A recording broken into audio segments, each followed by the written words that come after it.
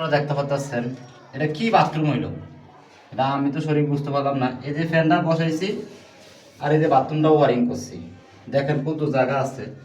আমরা যখন ফ্যানটা বসাইছি আগে বাথরুমটা ভাবতে করে নিছি, তারপর আপনাদেরকে বলতে পারছি।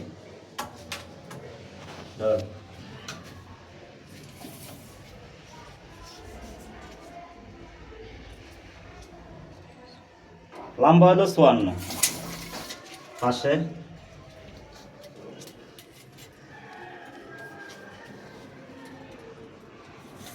হলো 46 ইঞ্চি। তাহলে এই বাথরুমটা যদি আর 1 ফিট লম্বা হইতো, পাশে যা আছে ঠিক আছে, যদি 1 ফিট লম্বা হইতো তাহলে আমাদের ফ্যানটাও সুন্দর মতন বইতো, ওয়ারিংটাও সুন্দর মতন হইতো। এই যে আপনারা দেখতে পাচ্ছেন আমরা ফ্যানটা কিন্তু রাখছি হলো 15 ইঞ্চি মাইস সেন্টার, এটা থাকে কিন্তু 18 ইঞ্চি, আমরা রাখছি হলো 15 ইঞ্চি। 3 ইঞ্চি আমরা এই যে কমে দিছি, আর না হলে কিন্তু দরজা আয়া ফ্যানটা আটকে জায়গা, তার জন্য আমরা 3 ইঞ্চি কমে দিছি।